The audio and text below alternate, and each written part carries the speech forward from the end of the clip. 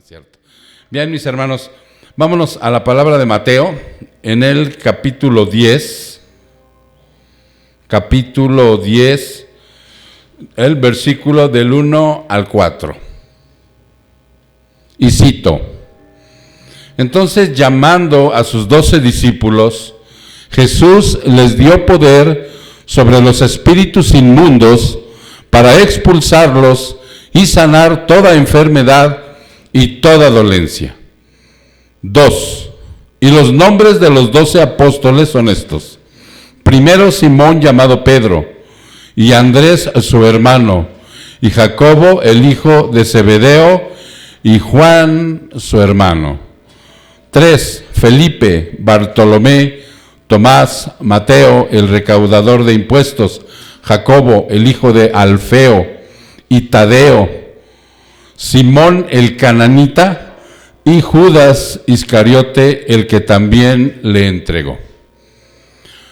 Mi hermano, hoy yo te pido que ahí desde tu hogar te concentres. Yo te pido a veces que cierres los ojos para que no te distraigas, pero de verdad no es necesario tampoco.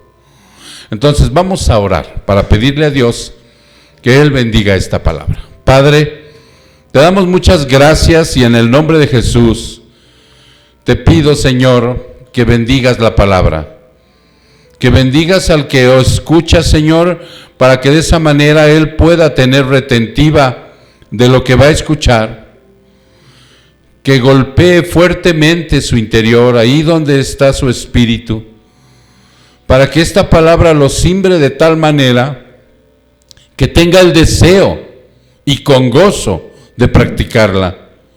Que verdaderamente hoy, Padre, si hay alguna reserva de todos los que vamos a escuchar tu palabra, se caiga, Señor, se despedace todo eso que no sirve en nosotros, todas aquellas cuestiones de altivez, razonamientos vanos y situaciones superfluas en nuestro corazón. Hoy, Señor, tú las derribes a través de tu preciosa palabra y sean despedazados esos altivos razonamientos. Y que de esa manera, Señor, tu palabra caiga como una lluvia fresca en una tierra árida, Señor. Para que de esa manera, mi Dios, podamos seguir avanzando en el reino y seamos útiles para predicar tu palabra.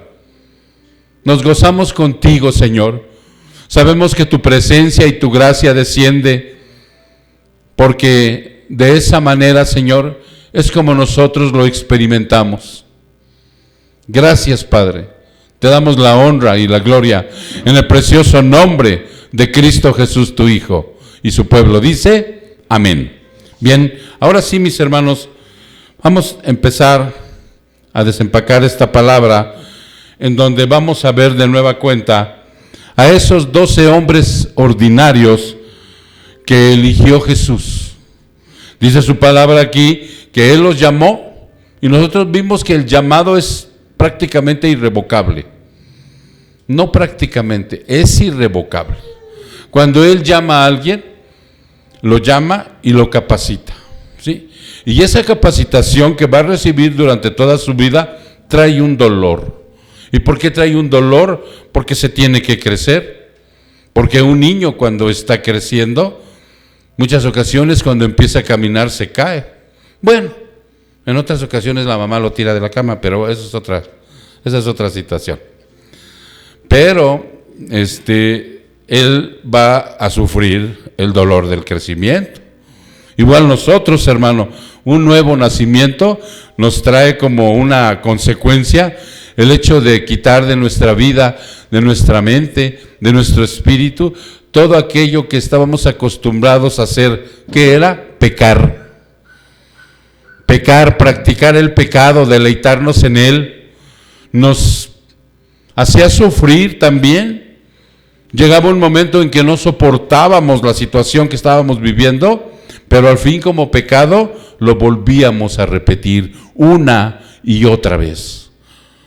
Hasta que verdaderamente, hermano, estábamos condenados a ir al infierno.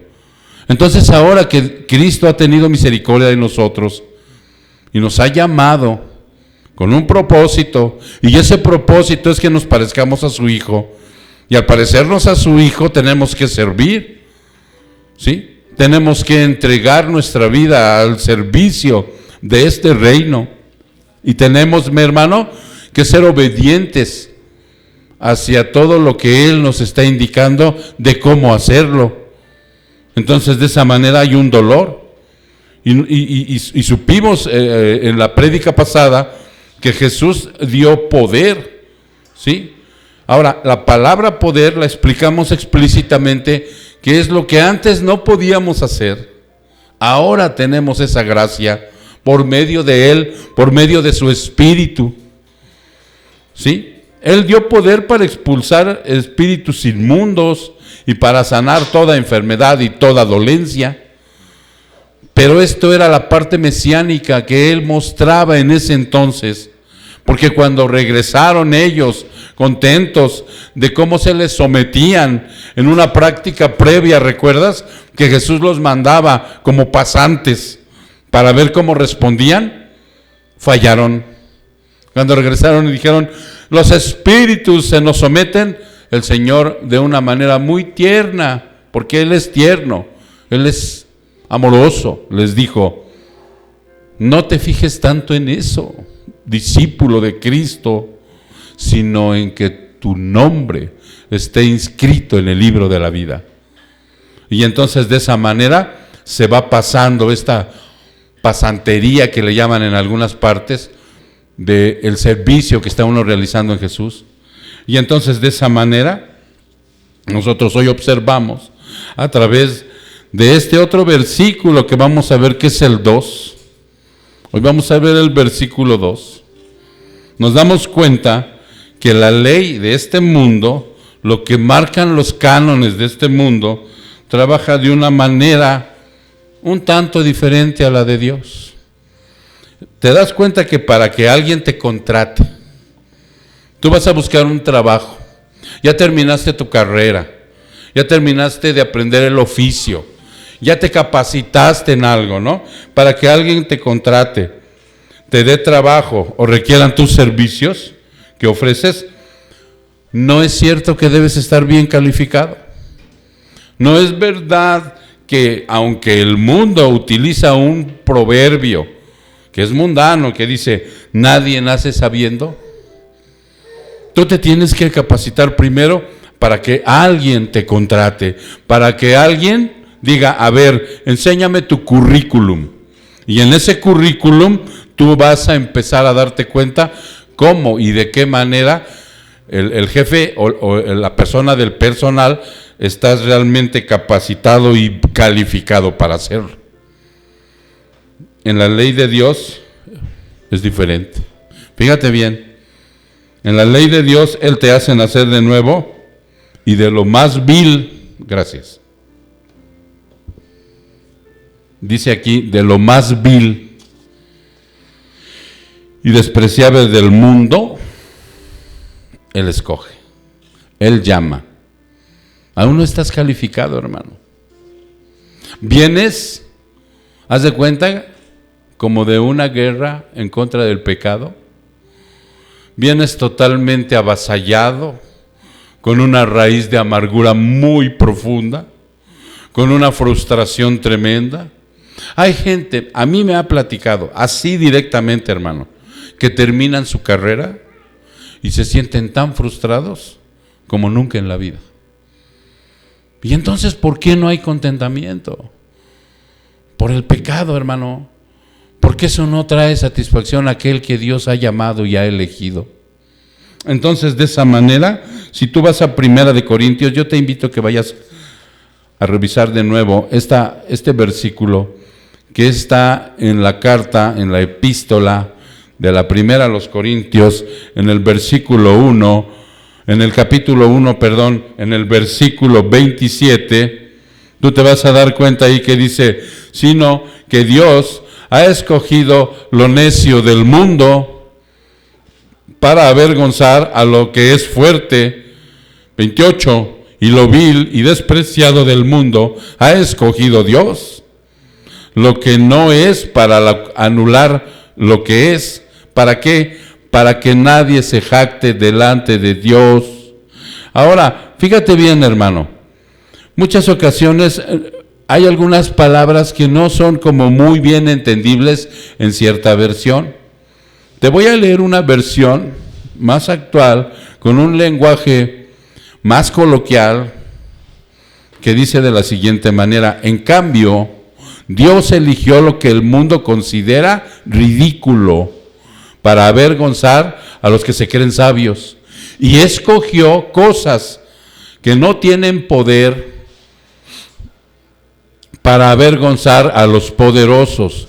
Dios escogió lo despreciado del mundo, lo que se considera como nada, y lo usó para convertir en nada lo que el mundo considera importante.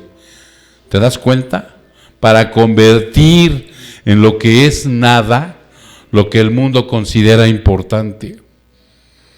Y eso, hermano, es totalmente contracultural.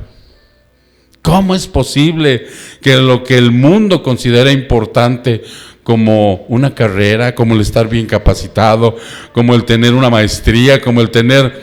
Y no digo que esté mal, pero son las cosas que precisamente no bien enfocadas hacia la situación de lo espiritual, se tornan una esclavitud para el ser humano.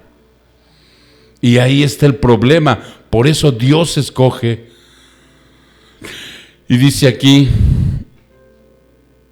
Dios los ha unido a ustedes con Cristo Jesús.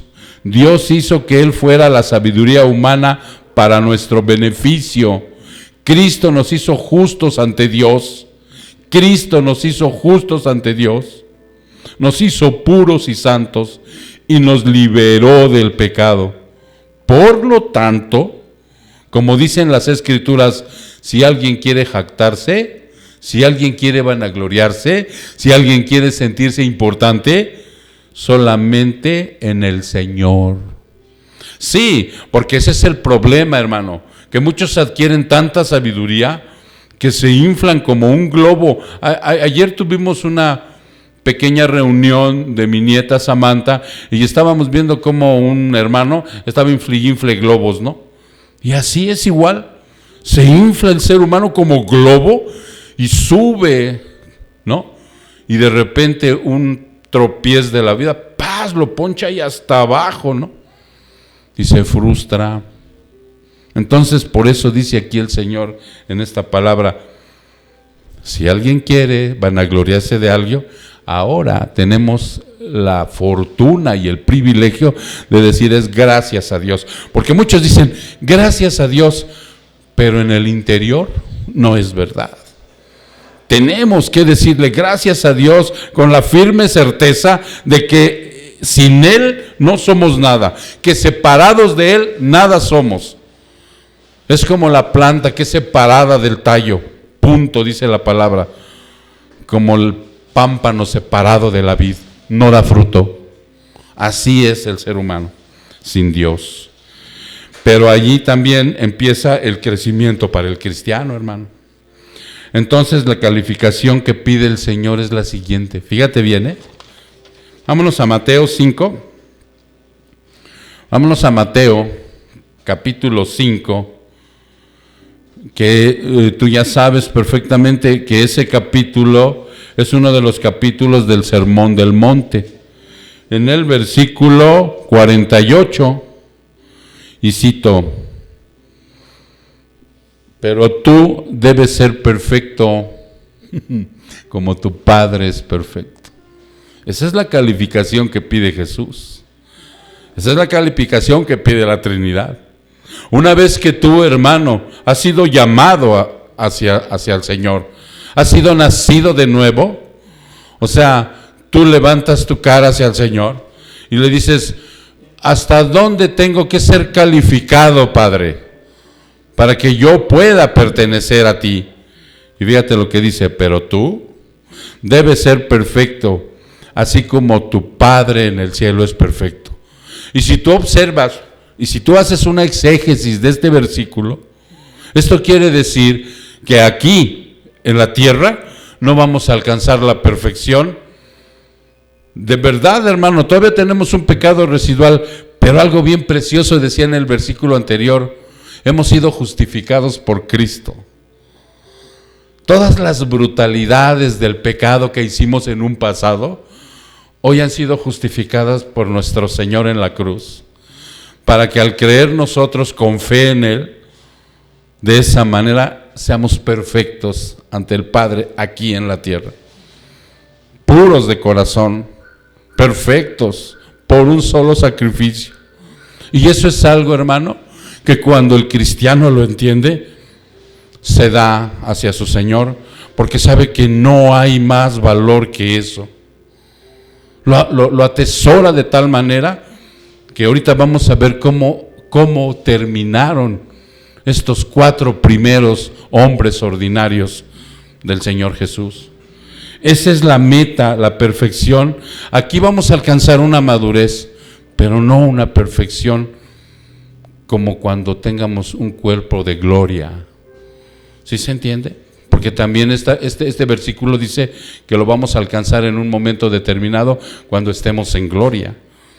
El pecado va a ser borrado de nuestra vida, vamos a tener un cuerpo en gloria, glorificado, que no muere, que no enferma, y de esa manera, hermano, o sea, entonces estaremos para siempre con el Señor. Mientras llega ese ansiado día, yo tengo que estar en paz y tengo que estar contento y tengo que estar gozoso, porque esa perfección me la dio Dios a través de su sacrificio en la cruz.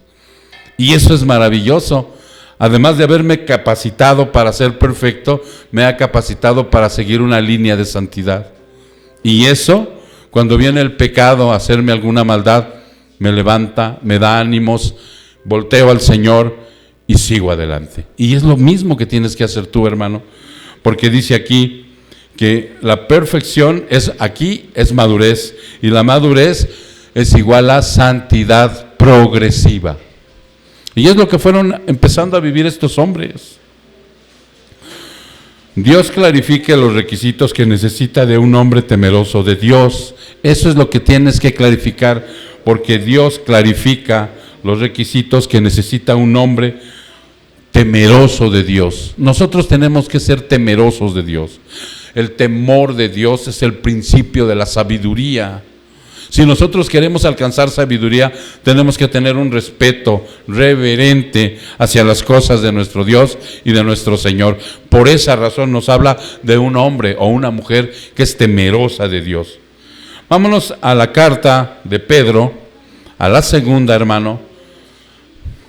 Si tú que estás ahí, vámonos a la segunda carta de Pedro, en el capítulo 3, en el versículo 11, y cito, en el versículo 11, dice: dado que todo lo que nos rodea será destruido de esta manera, ¿cómo no llevar una vida santa y vivir en obediencia a Dios? ¿Te das cuenta? Esperar con ansias el día de Dios y apresurar que éste llegue. En aquel día, hermano, Él prenderá fuego en los cielos. ¿Recuerdas? Ya no va a ser por agua. ¿Por qué razón? Porque Él hizo un pacto. Él hizo un pacto con la humanidad y dijo que jamás volvería a destruir la tierra con agua. Pero ahora, fíjate bien, en aquel día Él prenderá fuego en los cielos y los elementos. ¿Tú sabes cuáles son los elementos? Las lumbreras, el universo, los planetas, todo lo que existe, hermano, dice que se derretirán en las llamas. No, hermano. Por eso te decía yo hace 8 días, que los que verdaderamente conocen la palabra no se espantan, decía mi abuelita, con el petate del muerto. De verdad, los que conocen la Escritura no se espantan con lo que está sucediendo ahorita. Y no quiero decir que seamos desafiantes, pero somos hombres y mujeres donde prevalece la fe, porque sabemos que esto va a venir. Y esto no es ni lo negro de una uña de lo que está pasando ahorita. Entonces dice aquí, pero nosotros, quienes, los hijos de Dios, esperamos con entusiasmo los cielos nuevos y la tierra nueva que Él prometió, un mundo lleno de la justicia de Dios.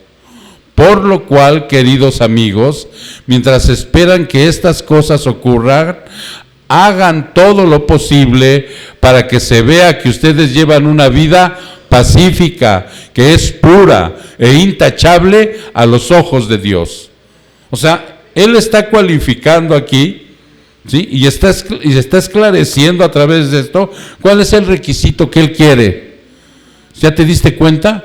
Que lleves una vida pacífica, que sea pura, que sea intachable ante los ojos de Dios. Porque tal vez para los ojos del mundo tú puedas ser fanático, puedas pensar al revés. O sea, realmente son tontos, son mensos. O sea, para el mundo puede pensar eso de ti. Pero tú lo estás haciendo para los ojos de Dios, considerando el mundo, orando por el mundo y yendo en la palabra de Dios a rescatar al mundo lo que Él va a rescatar, lo que Él va a traer, dice su palabra que Él añadirá a la iglesia a los que han de ser salvos. Mi trabajo y el tuyo, hermano, es predicar, y Él los traerá. Entonces dice aquí, la gracia, dice, del Señor se observa tan especial y hermosa en aquellos que no lo merecen. ¿Tú te has puesto a pensar esto, hermano? Porque hay mucha gente que, se cree tan especial, porque ahora es hijo de Dios. O sea, piensan que son hasta preferidos, piensan que son especiales, y tú te has puesto a pensar ahí, que la gracia del Señor se observa tan especial y hermosa, pero que no te la mereces. Porque eso es algo que golpea a diario a mí mi corazón.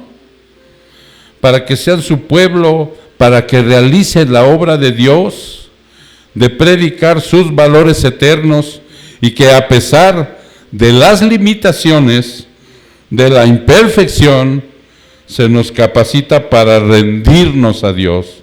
Y el poder del Señor se perfecciona en la debilidad humana.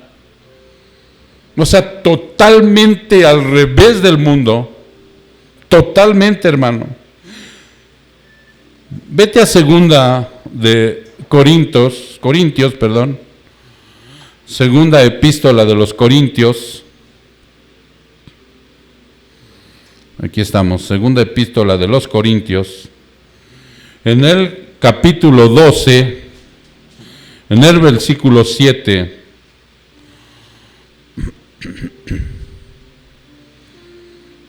y cito, aun cuando he recibido de Dios revelaciones tan maravillosas, fíjate bien, Pablo está hablando aquí a una iglesia que era muy rebelde y muy mundana y muy carnal, eran muy desobedientes. Había muchos débiles en la fe. Y les está platicando esto a través de la carta y les dice, dice, aun cuando he recibido de Dios revelaciones tan maravillosas, así que para impedir que me volviera orgulloso, se me dio una espina en mi carne, un mensajero de Satanás para atormentarme e impedir que me volviera orgulloso. En 3 ocasiones, dice Pablo, en 3 ocasiones distintas, en diferentes periodos, en diferentes lapsos, esto que atormentaba su carne, su piel, ¿sí? Y que traía repercusiones fuertes en el espíritu, porque tú sabes que cuando tú tienes una enfermedad, cuando tienes una incapacidad, cuando no te sientes a gusto, Ahorita, hermano, yo te puedo decir que nosotros tenemos que profesar la fe a través de esta pandemia que se está viviendo. Pero tampoco podemos engañarnos en decir que no tenemos temor, que no tenemos miedo, porque somos imperfectos, porque apenas tantito te empieza a doler aquí como la gargantita y ay, creo que ya, ¿no? O te da un dolor de cabeza y tienes miedo, o te da una gripe común, ¿no? Y corres, ya que te quieres hacer el no sé qué cosa ¿cómo se llaman los estos que están haciendo? Los exámenes, ¿no? No se puede negar eso, hermano. Nosotros lo hemos sentido. El teólogo más teólogo que esté escuchando ahorita también tiene miedo, ¿sí? El ser más sabio también tiene temor. Mas sin embargo, nosotros volteamos hacia aquí, hacia la palabra. Esto es lo que nos da la paz. Porque en cuanto surge el temor en nosotros, como servidores de Cristo, como servidores de Dios, como gente regenerada por el Espíritu Santo, ahí mencioné a la Trinidad, sí, dicho sea de paso. ¿Sí se entiende? O sea, tenemos que voltear a esto. Yo leo esto constantemente. Por eso, en lugar de estar viendo noticias que me enfermen y buscando tonterías, tengo que ir a la palabra, porque sé que soy un ser humano endeble, con temores, y que lo único que me va a sacar a flote es la fe en lo que yo creo, en la convicción que yo creo. Por eso cuando volteo a ver aquí a Pablo, que me dice, en 3 ocasiones distintas, le rogó al Señor, le supliqué al Señor que me quitara este tormento que agobiaba mi carne. Y cada vez Él me dijo, en las 3 ocasiones distintas, mi gracia es todo lo que necesitas. O sea, el regalo que tú no mereces, el regalo que te he dado, que te ha sacado del infierno, que te ha hecho una mujer y un hombre diferente, que ya no te vas a ir a quemar en el infierno, que te voy a arrebatar en un momento determinado para que no vivas esa situación que va a ser fuerte de cómo los elementos se destruyen aquí en la tierra. O sea, esa gracia que ha sido, no es suficiente para ti, cristiano.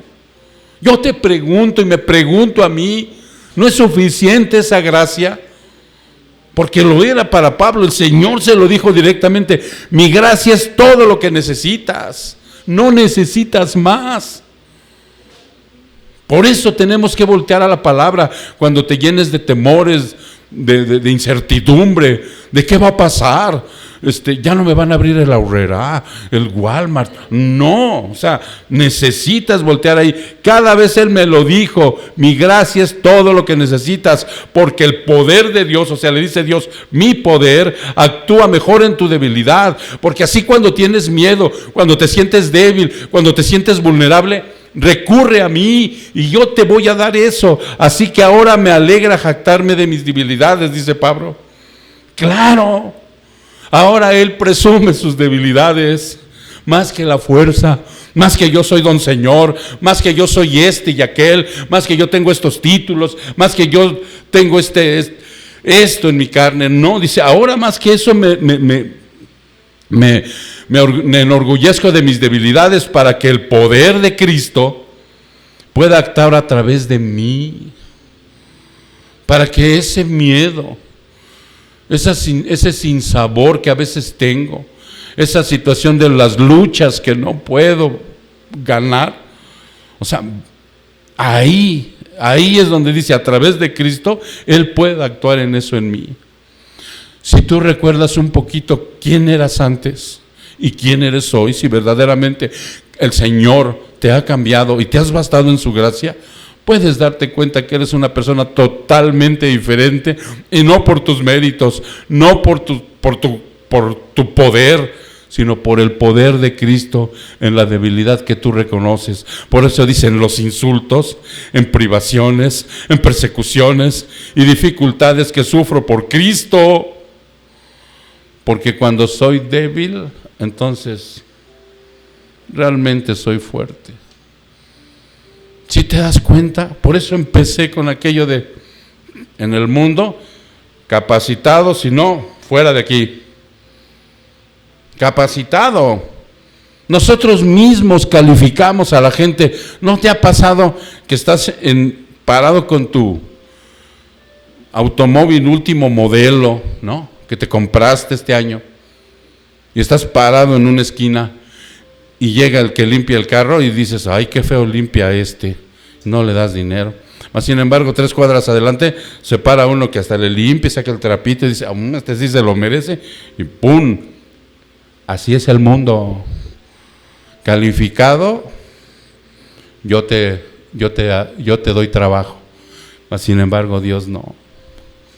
Por eso ellos tuvieron que crecer a través de dolor.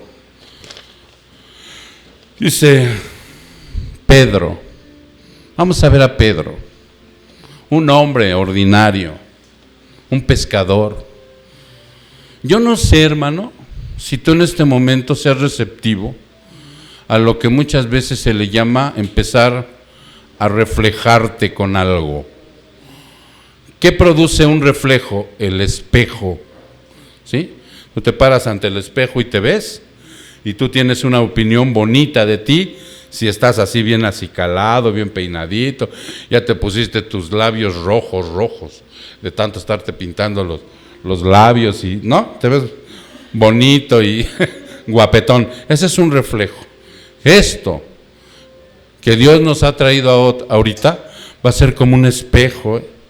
Pon atención, porque es un reflejo que vamos a ver. Pedro, de oficio pescador, y era de los buenos, dice la tradición, dice la historia. Pero ¿sabes qué? Él era un impulsivo, era líder también. Él siempre manifestó el liderazgo de los 12. Pero ¿sabes qué? Él era un ignorante con iniciativa, así creció en su dolor. Pedro fue un ignorante muchas veces con iniciativa. Y qué peligroso es alguien así. De verdad, hermano. Cristo, en su gracia, en la debilidad de lo que estoy mostrándote ahorita de un hermano mío que ahorita ya está en el cielo, ¿sí?, nos deja plasmada parte de su historia en la Biblia, hermano, para que yo, en lugar de enorgullecerme, vea que verdaderamente tengo que crecer a través de dolor, a través de sufrimiento, ¿sí? Porque ve lo que dice Mateo 16, para que tú veas. Mateo, vámonos a Mateo, al capítulo 16.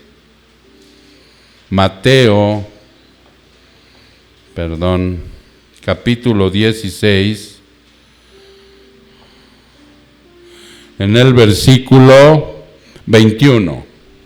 Vamos a ver desde el 21.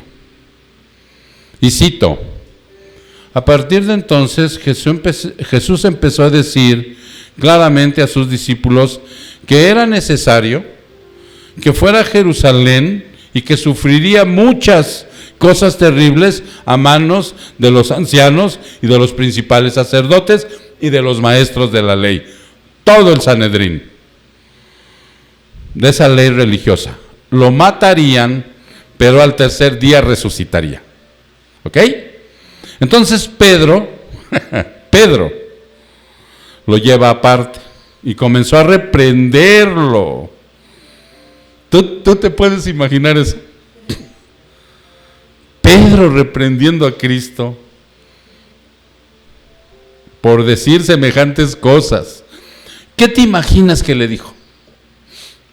Digo, porque donde la Biblia calla nos da el derecho de poder pensar qué cosa, porque a la Biblia de aquí, si tú lo ves otras versiones, no dice cómo lo reprendió. Porque dice, Dios nos libre, Señor dijo, eso jamás sucederá en ti, y tan. Pero eso lo dijimos en 2 minutos, ¿no? Pero ¿qué te imaginas que más le dijo? Y no fueron cosas feas. Él consideraba a Cristo su maestro, su Señor, su líder, el Mesías. Él le dijo, tú eres el Cristo, el Hijo del Dios viviente. Y entonces cuando lo reprende, dijo, no, ¿cómo crees que te van a matar estos pelafustanes? No. A ver, ahorita organizamos una huida y aquí de este lado sales, te vas, te escapas, te escondes, porque tú eres nuestro líder. Tú eres nuestro rabí, tú eres nuestro maestro. No, ¿cómo crees? Qué bueno que nos lo avisaste, Señor, porque pues te vamos a salvar, ¿no? De ese tamaño, hermano. Jesús se dirige a Pedro y dijo: eres un ignorante con iniciativa. No, así no dice. Pero haz de cuenta que es lo mismo, hermano. Y le dijo: aléjate de mí, Satanás. O sea, un ignorante con iniciativa es muy peligroso. Pero así era mi hermano Pedro, en vida. Dice: aléjate de mí, representas una trampa peligrosa para mí. Nosotros debemos ser líderes capacitados en el amor de Cristo para no representar una trampa para el pueblo, una trampa para el hermano que vas a darle una consejería, una trampa, que no representemos una trampa peligrosa para todos aquellos que voltean a verte y que confían en ti. Necesitas no ser una trampa peligrosa como un líder de tu hogar, como un líder de tu trabajo, para no meter en problemas ni espirituales, ni existenciales, ni de provisión a la gente, hermano. Porque un ignorante con iniciativa así es.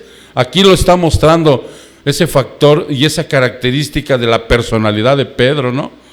Dice: representas una trampa peligrosa para mí. Ves las cosas solamente desde el punto de vista humano. O sea, más claro ni el agua le pudo decir el Señor. No desde el punto de vista de Dios. ¿Y qué hacemos, hermano? ¿Tenemos un problema? ¿Tenemos una pandemia? ¿Y volteas al ser humano? ¿Volteas a ver al ser humano? ¿Vas a ver a Dios? ¿Ves lo que dice Dios? ¿En dónde? ¿En qué proverbio? ¿En qué salmo? ¿En qué libro del Antiguo Testamento? ¿Qué dijo Dios a través de un profeta? ¿Qué dijo Dios a través de Juan, de Judas? ¿Qué dijo a través de Santiago? O sea, eso es lo que le está diciendo el Señor. No representes un peligro. Pero esa era la característica de mi hermano Pedro. Pedro era preguntón. Y aunque sus preguntas eran inmaduras, fíjate lo que dice Juan 21. Vámonos a Juan 21. Juan 21. En el versículo igual, 21. Pedro le preguntó a Jesús: Señor, ¿qué va a pasar con él? Sí sabes esta historia, ¿verdad? Jesús lo acaba de llamar y le dice: mira, Pedro, de ti quiero esto, porque tú para mí representas un líder y quiero que apacientes, alimentes y conduzcas bien a la grey, que es el pueblo por el cual yo derramé mi sangre. Eso le dijo anteriormente. O sea, yo no sé si le puso muy bien atención por voltear a ver a Juan, porque ahí estaba Juan. Y entonces, en lugar de tomar esto más en serio, le pregunta: Señor, y bueno, que ya me diste a mí la encomienda, ¿y este? Es lo que le dice el Señor. Jesús le contestó: si quiero que él siga vivo hasta que yo regrese, ¿qué tiene que ver contigo? O sea, de una manera muy amorosa le dijo: no te interesa, Pedro, lo que yo haga con este. Tú sígueme. Porque aquí le dice: en cuanto a ti, sígueme. Pero él era preguntón. Y mira, hermano, eso es bueno. Que no te quedes callado con la duda. Hay mucha gente que termina el culto y va y me dice: no entendí esto, pastor. Ah, bueno. O al rato en el WhatsApp: pastor, esto estuvo así medio, ¿no? Pregunta, hermano, pregunta, no te quedes con la duda. En serio, Pedro era preguntón. Eso le iba a hacer crecer a Pedro, eso te va a hacer crecer a ti, preguntar, no te quedes con las dudas. Pedro recibió revelaciones extraordinarias. Tú eres el Cristo, le dijo al Señor. O Solo tú tienes palabras de vida eterna, le dijo al Señor. Y en 2 cartas, hermano, que él tiene, Pedro, en toda la Biblia, tiene 2 cartas, la primera y la segunda de Pedro, ¿sí? Tiene 2 cartas, dice, mostraría toda la revelación del Evangelio. Léelas un día que tengas la oportunidad y verás que ahí está toda la revelación del Evangelio. En realidad, él le predicó para conversión al primer gentil, a Cornelio. ¿Recuerdas que el Señor le dijo, yo te entrego las llaves del reino? Y muchos han hecho caricaturas, no pude decir no lo puedo decir. Han hecho caricaturas de que Pedro con las llaves en el cielo y que él le da la entrada a los que llegan al cielo. Esa es una tontería. No, cuando él le entrega las llaves del reino es porque le da el acceso para que entre el primer gentil al Evangelio. ¿Tú crees que tú puedes recibir las llaves del reino? A ti te las ha confiado, hermano. Cuando tú vas y le predicas a alguien, le estás abriendo el acceso de la puerta estrecha y el camino angosto al cielo. Por eso él lo entrega. Aquí están las llaves. La primera vez que predicó, bajo la unción del Espíritu, 3,000, dice la Biblia, que se convirtieron y no hicieron ninguna oración. Fue a través de la predicación. ¿Sí se entiende? Yo no he visto ahorita evangelista, digo porque a lo mejor los que ahorita están en ridículo, ¿no? Los sanadores, ahorita nadie hace cultos de sanación por internet. Yo no he visto culto de sanación por internet, ¿no?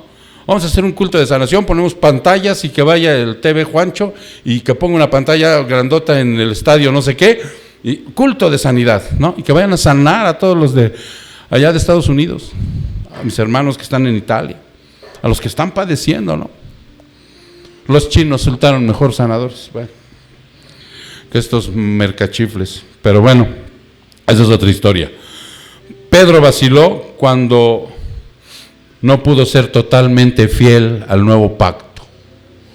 Pedro vaciló, hermano. Pedro no fue totalmente fiel y es reprendido por Pablo. Ve lo que dice Gálatas. Vámonos a Gálatas. Gálatas, en el capítulo 2, en el versículo 14. Y cito: cuando vi que ellos no seguían la verdad del mensaje del Evangelio. ¿Sí te das cuenta lo especial que dice esta parte, hermano? Porque al ratito vamos a ver algo de Juan, Dice, cuando vi que ellos no seguían la verdad del mensaje del Evangelio, le dije a Pedro delante de todos los demás. Hermano, tú tienes que darte cuenta si en verdad el mensaje del Evangelio es el correcto. Porque Pablo, el Señor, a través de Pablo te lo está diciendo aquí. Le dije a Pedro delante de todos los demás, y se lo dijo delante de todos, no habló atrás de él. No fue con su amigo cristiano y murmuraron atrás de alguien. Directamente delante de él le dijo, si tú eres judío de nacimiento, dejaste a un lado las leyes judías y vives como un gentil, Pedro, ¿por qué ahora tratas de obligar a estos gentiles a que sigan las tradiciones judías? ¿Por qué celebras Semana Santa? ¿Por qué les dice? ¿Por qué ahora haces eso? ¿Por qué ahora los quieres circuncidar? Porque había unos judíos que sí querían creer en Cristo, pero bajo sus propias leyes. Entonces tenían que circuncidar, ¿no? Se tenían que circuncidar y creer en Cristo. No, Pablo les dice, no. Eso es ecumenismo, ¿no? No, o sea, le dice Pedro, no seas así. Ten convicción de lo que haces. Sé honesto. Así como predicaste a los 3,000 y se convirtieron, así de esta misma manera, predícales a estos. Y si los judíos te hacen fuchi, pues ni modo, primero está Cristo que los hombres. ¿No así dice la palabra? Primero está Dios que los hombres. Ay, no, pero es que es mi padre espiritual. ¿Qué padre espiritual? Ni qué madre espiritual, ni qué las hilachas. Primero está Cristo. Fíjate bien, dice aquí, Pedro creció lentamente, pero creció. Pedro creció lentamente, pero creció, hermano. A él le dieron las llaves del reino, ¿recuerdas? Predicó a los judíos y gentiles. Hay un versículo en donde el Señor a través de Pedro a ti te habla directamente. Segunda de Pedro. Vámonos al Segunda de Pedro. En el capítulo 3, en el versículo 18.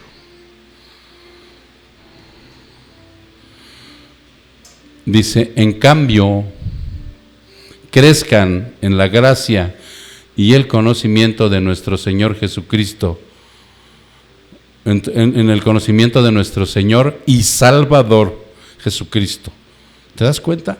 Un pequeño versículo dice, crezcan, hermanos, maduren en la fe, vean la importancia de la gracia, bástense en la gracia del Señor y el conocimiento real y fidedigno, donde tienes que hacer exégesis, hermenéutica, estar sentado sacándole el provecho al texto de lo que dice realmente el Señor Jesucristo, para que recibas la unción del Señor cuando prediques, cuando transmitas, cuando evangelices, hermano, y les digas la verdad.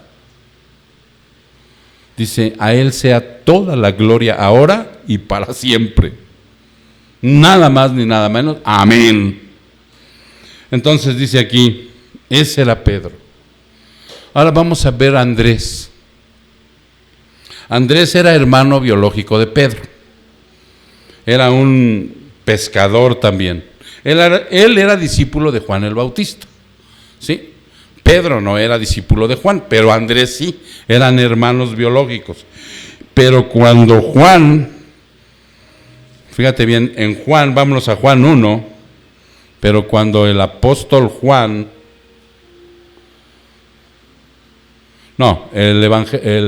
Juan el Bautista, pero cuando, en Juan 1, cuando Juan el Bautista, en Juan capítulo 1, en el versículo 36, le dijo estas palabras, fíjate bien, dice, al día siguiente Juan estaba otra vez allí con dos de sus discípulos, Juan el Bautista.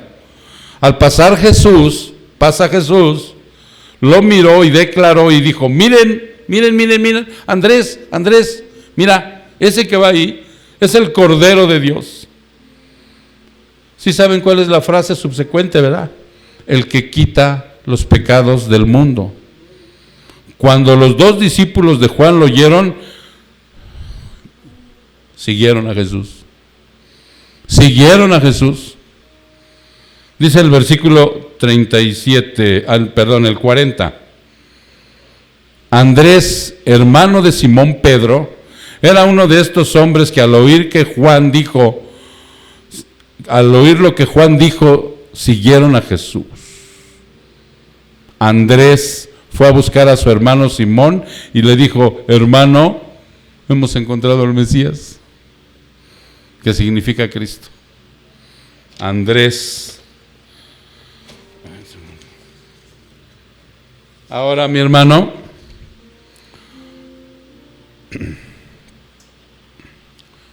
pero realmente su llamado está plasmado en Mateo 4. Vámonos a Mateo 4 para que veas el llamado de Andrés. Sí, porque inclusive estas predicaciones te tienen que dejar muy presente. O sea, Mateo, ¿qué te dije? Mateo capítulo 4, en el versículo 18. Estas predicaciones te tienen que dejar muy presente, porque muchas veces no se saben ni los nombres de los 12 apóstoles. Bien, ¿no? Pedro y Juan y quién sabe quién más, no sé. Dice 4:18. Cierto día, mientras Jesús caminaba por la orilla del mar de Galilea, iba mi Señor caminando así, muy plácido, como cuando estás en el mar, no ibas caminando por la orilla, mojándote tus piecitos del mar. Vio a dos hermanos, a Simón, también llamado Pedro, y a Andrés, que echaban la red del agua porque vivían de la pesca. Jesús los llamó: vengan, síganme, y yo les enseñaré cómo pescar personas. Y enseguida dejaron las redes y vámonos. Te sigo, maestro. Ok, ese fue el verdadero llamado de Andrés. Aquella vez nomás les dijo: miren, ahí va, y corrieron, ¿no? Pero el llamado se los hizo Jesús después. Dice, de él no hay mucha actividad que reporten los evangelistas, no hay mucha, de Andrés. Pero uno de sus afanes es presentar a Cristo a otros. Recuerdan que les leí hace ratito que fue luego con Pedro y le dijo: ¿qué crees? Que he encontrado al Señor. También, dice, llevó a unos griegos a Jesús por medio de Felipe. ¿Sí? Su ministerio apostólico lo desarrolla Andrés de una manera callada. Y es el modelo de servicio en lugares que no son tan vistos. Es un apóstol, es un servidor calladito, anónimo, ¿sí? Dice aquí, desarrolla calladamente, y es un modelo de servicio en lugares que no son tan vistos, casi anónimamente y con una humilde actitud. Tú puedes ser un cristiano con escasas habilidades y una educación deficiente, no importa. Tú serás el medio para que otros lleguen a Cristo, igual que Andrés. ¿Sí se entiende, hermano? Porque en muchas ocasiones, el orgullo es tan grande que tú quieres ser un Spurgeon, ¿no? ¿Por qué no volteas a ver a Andrés? Andrés, al apóstol que estuvo con Cristo, que desarrolló su ministerio de una manera callada, anónima, y que él, hermano, realmente, no tuvo, ¿por qué molestarse? Era tan humilde el hombre, que ahorita que está en los cielos no le importa que él no escribió ningún libro, no importa que él no escribió ninguna epístola. Él realizó su trabajo callada, honrada, humildemente, era para el Señor. Y así tenemos que ser muchos, hermano, porque no queramos ser lo que no somos, sino aceptar lo que Dios nos ha dado en su gracia. Ahora viene Jacobo, pescador y hermano de Juan, el discípulo amado. Ellos vivían de la pesca. Jacobo y pescador, hermano de Juan, que se consideraba Juan el discípulo amado. Ellos vivían de la pesca, hermano. ¿Sí? Vean lo que dice Marcos 1:19. Marcos 1:19. Es increíble cómo cuando tú observas los evangelios, te revelan lo que a veces cuando estamos leyendo los evangelios pasan desapercibido para nosotros. Fíjate cómo dice Juan 1:19. Dice, un poco más adelante por la orilla, Jesús vio a Santiago, que es Jacobo, y a Juan, hijos de Zebedeo, en una barca reparando redes. Los llamó de inmediato, y ellos también le siguieron, dejando a su padre Zebedeo en la barca con los hombres contratados. No eran pescadores así muy pobres, tenían gente contratada. Se supone que ellos tenían una especie como de empresa, ¿no? En donde hasta jalaban gente de fuera para salir a pescar. Me imagino que no tenían una barquita, sino tenían varios barcos para pescar. Entonces dice, denominado por Jesús uno de los hijos del trueno. ¿Por qué crees? Porque su carácter apasionado, celoso y agresivo. ¿Te das cuenta? ¿Te acuerdas lo que te dije del espejo al inicio? Es para que nosotros podamos ver la imagen que tenemos. Era resentido y poco sensible, muy avaricioso, codicioso y vengativo. Lucas. Esa característica tenía el buen Santiago o Jacobo. Es conocido como Santiago o como Jacobo. Lucas. Vámonos al capítulo 9 de Lucas. Nos vamos hasta el 51, hermano, rápidamente, al 51. 51. Y cito: cuando se acercaba el tiempo de ascender al cielo, Jesús salió con determinación a Jerusalén, envió mensajeros por delante a una aldea de Samaria para que se hicieran los preparativos para su llegada. Pero los habitantes de la aldea no recibieron a Jesús porque iba camino a Jerusalén. O sea, no le dieron posada. Ellos iban y les pidieron, el Señor quiere alojamiento. Y los samaritanos les dijeron, no. ¿Ok? Cuando Santiago y Juan vieron eso, le dijeron a Jesús, Señor, ¿quieres que hagamos bajar fuego del cielo para que los consuma?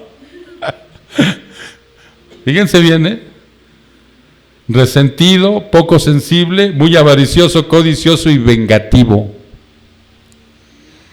Entonces Jesús se volvió a ellos y les reprendió. ¿Sí se dan cuenta? No, así no es esto, dice, así no es. Amaba a Jesús por celo, él iba muchas veces a lo absurdo. El celo sin amor es desastroso, hermano. Tú puedes querer mucho al Señor, pero no tienes que ser de esa manera tan celoso, tan todo o nada, ¿no? Mucha gente dice, todo o nada, punto. Medias tintas, no, hermano. O sea, ellos... Realmente el Señor los hizo crecer, el Señor trató con él y murió como mártir. Fue el primer mártir apóstol que él murió. Ahora vamos a ver a Juanito. Juan, el hermano de Jacobo, pescador de las mismas características de su hermano. Les decían los Boanerges, los hijos del trueno. Cuando tú veas en una Biblia de...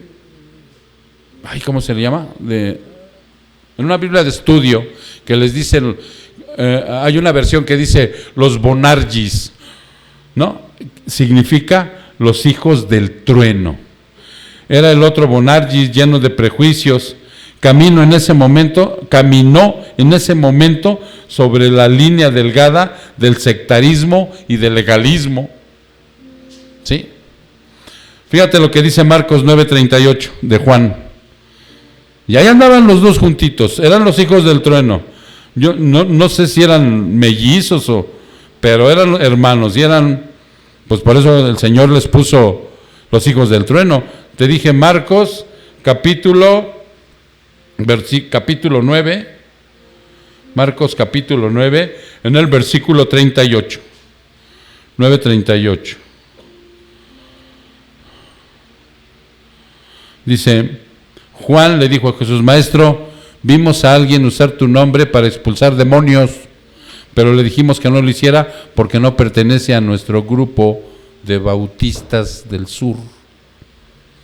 ¡Wow! Y entonces le dijo, no lo detengan. Dijo Jesús, nadie que haga un milagro en mi nombre podrá hablar mal de mí. O sea, hermano, dice aquí que en verdad no debemos tener comunión falsa con gente que enseña falsas doctrinas. ¿Estamos de acuerdo? Tú no puedes tener comunión con gente que enseñe falsa doctrina o que vivan inmoralmente. Es más, se nos ordena no hacerlo.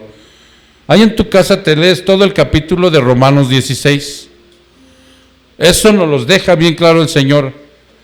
Juan creció con mucho denuedo y desarrolló la madurez de amar con responsabilidad, pero en ese momento él estaba siendo muy legalista por denominaciones. Nosotros somos bautistas, hermano, hay pentecostales, hay metodistas, hay de muchas denominaciones, pero siempre y cuando tengan en orden, o sea, aquellas doctrinas de primer orden, valga la redundancia, son nuestros hermanos.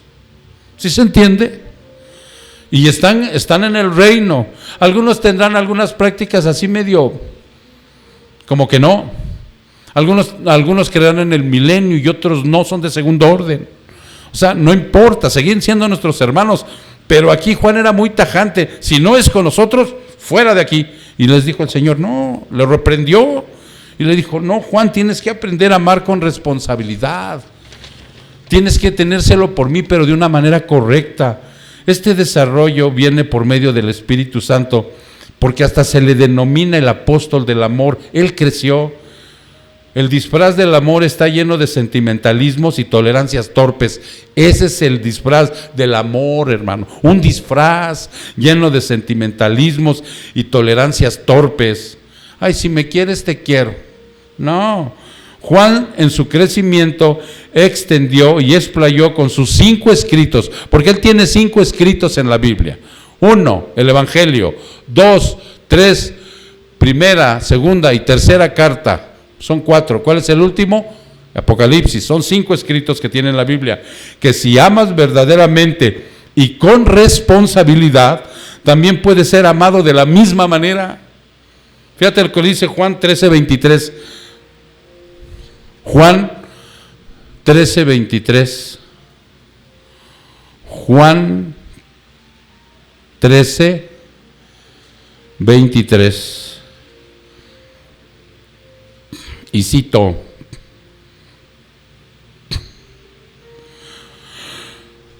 el discípulo a quien Jesús amaba estaba sentado a la mesa a su lado.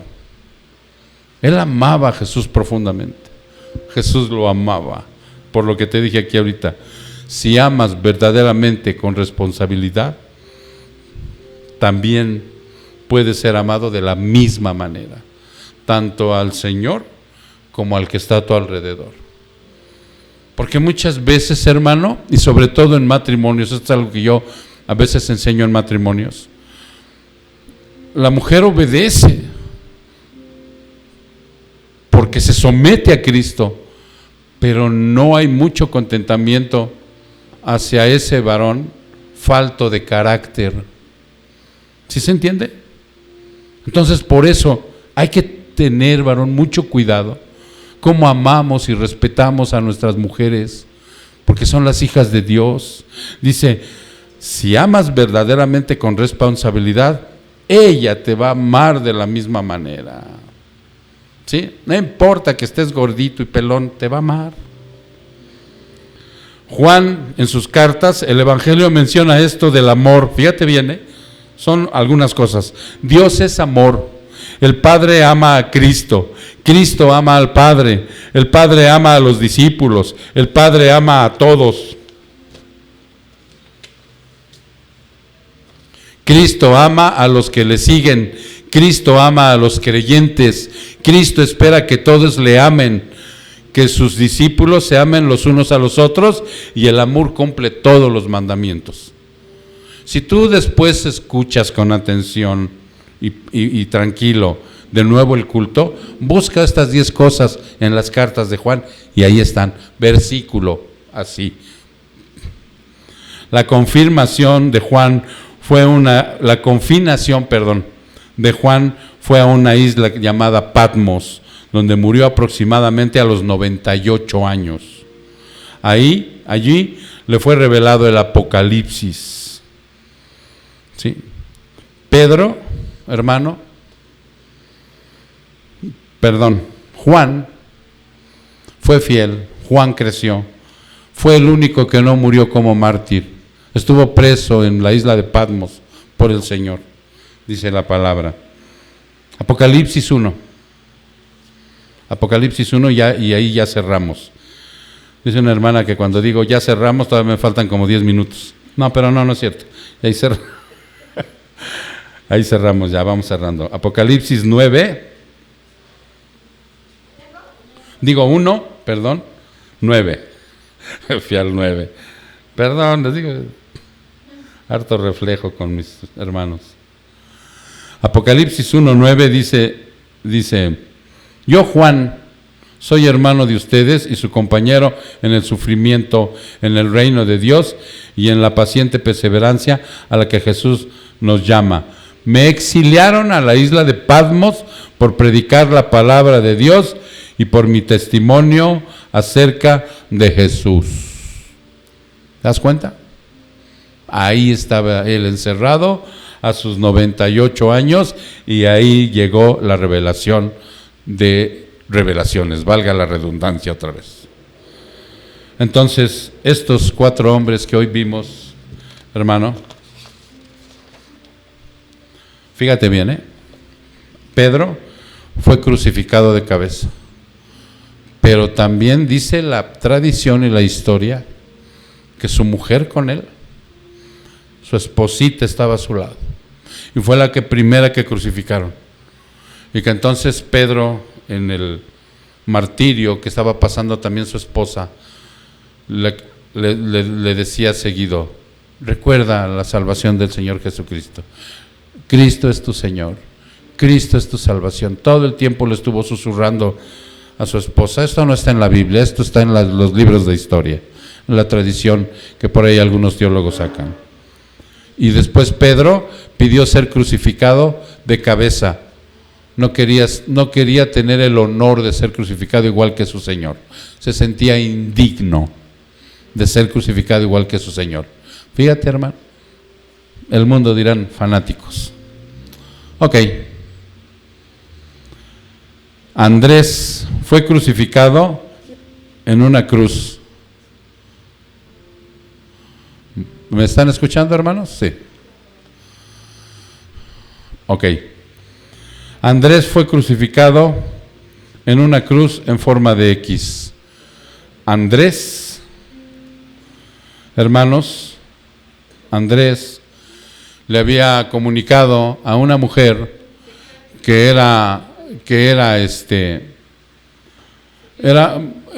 había comunicado a una mujer que era la esposa de un gobernador. Y cuando este hombre invitó a la mujer a que renunciara a su fe, dice la tradición que ella no quiso, y entonces Andrés fue crucificado en una cruz en forma de X.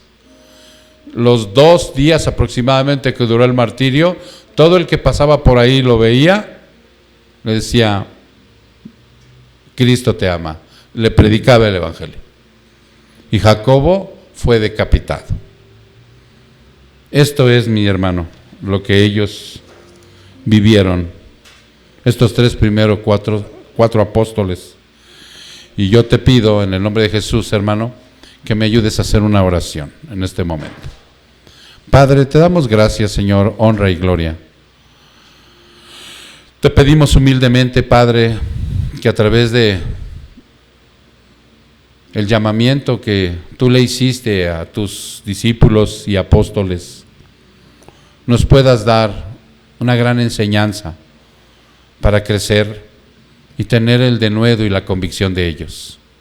Hombres débiles, hombres limitados, hombres sin preparación, Señor, que tú utilizaste para tu gloria. Gracias, mi Dios.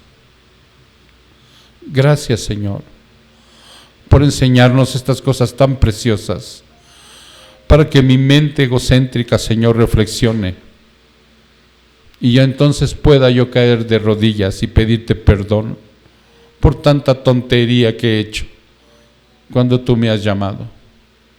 Perdóname, Señor, y dame la gracia, Señor, para bastarme de ella. Gracias, Padre. Te damos honra y gloria en el precioso nombre de Cristo Jesús. Su pueblo dice amén. Que Dios me los bendiga, hermanos. Damos por terminada el culto.